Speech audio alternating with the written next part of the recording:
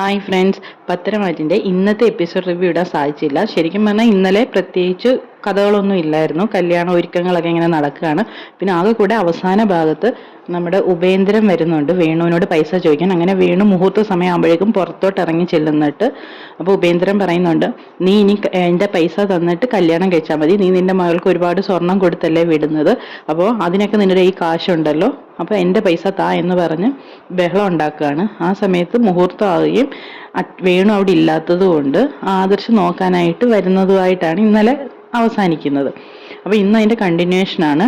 അപ്പോൾ ആദർശ് വരുമ്പോഴത്തേക്കും വേണുവും തമ്മിൽ സംസാരം നടക്കുകയായിരിക്കും. അപ്പോൾ ആദർശ് വന്ന് വേണുവിനെ വിളിക്കുകയാണ്, അങ്കിൾ വാ മുഹൂർത്തമായിരുന്നു. അപ്പോൾ ഉപേന്ദ്രൻ പറയുന്നുണ്ട്, ഞങ്ങൾ തമ്മിൽ കുറച്ച് ബിസിനസ് കാര്യങ്ങൾ സംസാരിക്കുകയായിരുന്നു, എൻ്റെ ബിസിനസ് പൊട്ടി, അപ്പോൾ ഇദ്ദേഹം കുറച്ച് കാശ് തരാമെന്ന് പറഞ്ഞിട്ടുണ്ടെന്നൊക്കെ പറയുമ്പോൾ ആദർശ് പറയും, അതിപ്പോൾ സംസാരിക്കേണ്ട കാര്യമല്ലല്ലോ, അത് വിവാഹം കഴിഞ്ഞ് അങ്കിൾ എന്താണെന്ന് വെച്ചാൽ ചെയ്യും എന്ന് പറയുമ്പോൾ പറയും, ഇവനെ എനിക്ക് വിശ്വാസമില്ല, നിങ്ങൾ ഏക്കാവോ എന്ന് ചോദിക്കുമ്പോൾ ആദർശ് പറയും, അങ്കിളിൻ്റെ മോൾ ഞങ്ങളുടെ അനന്തപുരി തറവാടിലെ മരുമകളായിട്ട് വരിക, അപ്പോൾ അങ്കിളിന് എന്തെങ്കിലും ഒരു പ്രശ്നം ഉണ്ടെങ്കിൽ അത് ഒത്തുതീർപ്പാക്കാൻ ഞങ്ങൾക്ക് സാധിക്കും എന്ന് പറയുമ്പോൾ ഉപേന്ദ്രൻ പറയുന്നുണ്ട്, ഇത് കേട്ടാൽ മതി, ഈ വാക്ക് കേട്ടാൽ മതി, ഇനിയിപ്പം വിവാഹം നടക്കട്ടെ എന്ന് പറയാണ്. ഇങ്ങനെ ഉപേന്ദ്രൻ പോവാണ്. അപ്പോൾ വേണു പറയുന്നുണ്ട്, എൻ്റെ കോടികളുടെ ബിസിനസ്സായിരുന്നു, ഇയാളായിരുന്നു നോക്കിക്കൊണ്ടിരുന്നത്, അപ്പോൾ എല്ലാം പൊട്ടി പൊളിഞ്ഞപ്പോൾ ഇവൻ ഒരുപാട് പൈസ കിട്ടാനുണ്ടെന്നും പറഞ്ഞ് എൻ്റെ അടുത്ത് വന്ന് വെറുതെ പൈസ ആവശ്യപ്പെടുക.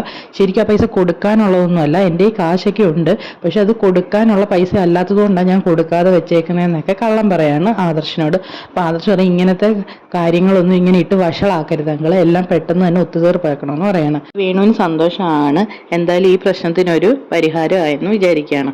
പിന്നീട് കാണിക്കുന്നത് നന്ദുവിൻ്റെ ഫ്രണ്ട്സ് രാകേഷ് വിഘ്നേഷ് അവിടെ നിൽക്കുമ്പോൾ രാകേഷ് വിഘ്നേഷിനോട് നന്ദു എന്തെന്ന് ചോദിക്കുന്നുണ്ട്. അപ്പോൾ പറയുന്നുണ്ട്, അവൾക്ക് ചിലപ്പോൾ ഈ താലികെട്ട് കാണാൻ സാധിക്കാത്തതുകൊണ്ട് മാറി നിൽക്കുമായിരിക്കും എന്ന് പറയുന്ന സമയത്ത് രാകേഷിൻ്റെ ഫോണിലേക്ക് നന്ദു വിളിക്കുകയാണ്. എന്നിട്ട് പറയാണ്, ഞാനാണെങ്കിൽ ഇതുപോലെ പുഴക്കരയുടെ അടുത്ത് പാലത്തിൽ നിൽക്കുകയാണ്, ഞാൻ മരിക്കാൻ പോവാ.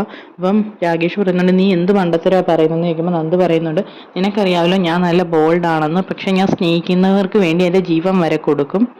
അനി എന്നെ ഒരുപാട് സ്നേഹിക്കുന്നുണ്ട്, ഞാൻ ജീവിച്ചിരുന്ന നാളെ അനാമികയുടെ അനിയുടെയും ജീവിതത്തിൽ അത് ഒരുപാട് പ്രശ്നങ്ങളുണ്ടാക്കും. അതിൻ്റെ ഒരു അനിക്ക് എന്നെ മറക്കാൻ സാധിക്കില്ലെന്നുള്ള ഒരു തെളിവാണ് ഇന്നലെ അനി മദ്യപിച്ച് അത്രയും പ്രശ്നങ്ങൾ ഉണ്ടാക്കിയെന്നൊക്കെ പറയാണ്. അപ്പോൾ രാകേഷ് പറയുന്നുണ്ട്, നീ ഒന്നും ചെയ്യരുത് എന്ന് പറയുമ്പോഴേക്കും അവൾ ഫോൺ കട്ട് ചെയ്യാണ്. അങ്ങനെ രാകേഷ് അത് വിഘ്നേഷിനോട് പറഞ്ഞിട്ട്, ഇവിടെ ആരോടും പറയണ്ട, ഞാൻ പോയി നോക്കിയിട്ട് വരാമെന്നും പറഞ്ഞ് രാകേഷ് പോവാണ്. അപ്പോൾ താലികെട്ടിൻ്റെ പൂജയും കാര്യങ്ങളൊക്കെ അവിടെ നടന്നുകൊണ്ടിരിക്കുകയായിരിക്കും. ആ സമയത്ത് നവ്യയും നയനയും എല്ലാവരും നന്ദുവിനെ അന്വേഷിക്കുന്നുണ്ട്.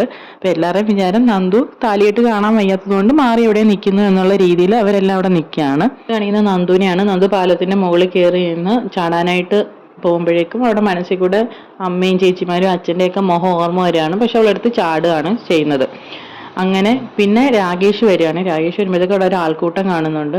അപ്പോഴായിരിക്കും എന്ത് സംഭവിച്ചു എന്ന് ചോദിക്കുമ്പോൾ പറയുന്നത്, ആരോ ആ പെൺകുട്ടി ആത്മഹത്യ ചെയ്യാൻ ശ്രമിച്ചു, വള്ളക്കാരി കണ്ടുകൊണ്ട് രക്ഷപ്പെടുത്തി, കുറേ വെള്ളം കുടിച്ചിട്ടുണ്ട്, രക്ഷപ്പെടുമെന്ന് സംശയം എന്നൊക്കെ പറയുമ്പോഴേക്കും രാകേഷ് ഞെട്ടുകയാണ്.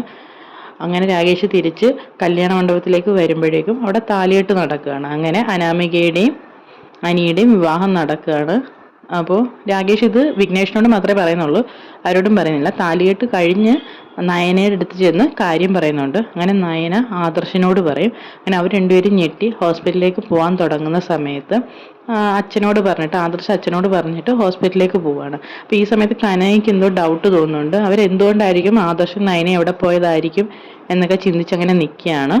കാറിലിരുന്ന് നയന കരയാണ്. അപ്പോൾ ആദർശ് പറയുന്നുണ്ട്, ഞാൻ ഒരിക്കലും കരുതിയില്ല നന്ദു ഇങ്ങനെ ഒരു കടുങ്കൈ ചെയ്യുമെന്ന്, അവൾ നല്ല ബോൾഡായ കുട്ടിയല്ലായിരുന്നു എന്ന് പറയുമ്പോൾ നയന പറയുന്നുണ്ട്, അവൾ ബോൾഡൊക്കെ ആണെങ്കിൽ പോലും അവൾ സ്നേഹിക്കുന്നവർക്ക് വേണ്ടി ജീവൻ കൊടുക്കാൻ പോലും മടിക്കില്ല. ഞങ്ങളെ ആരെങ്കിലും പറഞ്ഞു കഴിഞ്ഞാൽ അവൾ മിന്നും പിന്നും നോക്കാതെ ആരാ മുന്നിൽ നിൽക്കുന്നതെന്ന് പോലും നോക്കാതെ പ്രതികരിക്കും എന്നൊക്കെ പറയാണ്. അപ്പോൾ ആദർശ് പറയുന്നുണ്ട്, ഇപ്പം നന്ദു അത്രമാത്രം അനിയെ സ്നേഹിച്ചിട്ടുണ്ട്, അതുകൊണ്ടാണ് അവൾ ഇങ്ങനെ ചെയ്തത് എന്നൊക്കെ പറയാണ്.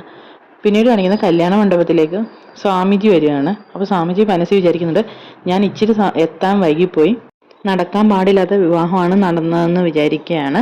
അങ്ങനെ അനാമികയുടെയും കൈ പിടിച്ചു കൊടുക്കുന്ന ചടങ്ങൊക്കെ അവിടെ നടക്കുകയാണ്. പിന്നീട് കാണിക്കുന്നത് ഹോസ്പിറ്റലാണ്.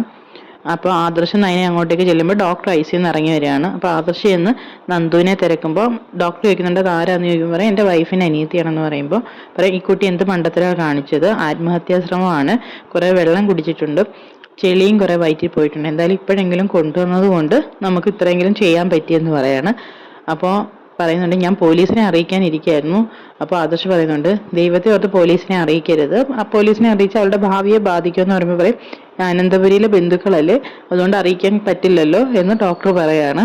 എന്നിട്ട് ഇന്ന് അനിയന്റെ വിവാഹമല്ലേ, ഇന്ന് തന്നെ ഈ കുട്ടി എന്താ ഇങ്ങനെ ചെയ്തതെന്ന് ചോദിക്കുമ്പോൾ ആദർശം അനിയ ഒന്നും മിണ്ടാതെ നിൽക്കുകയാണ്. അപ്പോൾ ഡോക്ടർ പറയും അതെന്തെങ്കിലും ആയിക്കോട്ടെ, എന്തായാലും മുത്തശ്ശനെ ICU മാറ്റിയിട്ടുണ്ട്, മുത്തശ്ശനോട് എന്തായാലും ഈ കാര്യമൊന്നും പറയണ്ട എന്ന് പറയുമ്പോൾ ആദർശ് പറയുന്നുണ്ട് അവിടെ കല്യാണം താലിയിട്ട് നടന്നതേ ഉള്ളൂ, ഞങ്ങൾ അവിടെ നിന്ന് ഇങ്ങോട്ട് വരുന്നതെന്ന് പറയുമ്പോൾ ഡോക്ടർ പറയുന്നുണ്ട് ഒരു കാര്യം ചെയ്യും, ഈ കുട്ടി ഇവിടെ നിൽക്കട്ടെ, ആദർശ് വേണേ പോയിക്കോ, അനിയന്റെ വിവാഹം അല്ലേ എന്ന് പറയുമ്പോൾ ആദർശ് പറയുന്നുണ്ട് അത് വേണ്ട, ഞങ്ങൾ രണ്ടുപേരും കൂടെ പോവാണ്, ഒരുമിച്ചേ പോകുന്നുള്ളൂ എന്ന് പറഞ്ഞ് അവിടെ നിൽക്കുകയാണ്. പിന്നീട് കാണിക്കുന്ന ICUയിൽ കിടക്കുന്ന നന്ദുവിനെയാണ്. ഇത്രയും കാണിച്ചുകൊണ്ടാണ് ഇന്നത്തെ എപ്പിസോഡ് അവസാനിക്കുന്നത്. ഇഷ്ടപ്പെട്ട നമ്മുടെ ചാനൽ ഒന്ന് സബ്സ്ക്രൈബ് ചെയ്ത് സപ്പോർട്ട് ചെയ്യണേ. താങ്ക്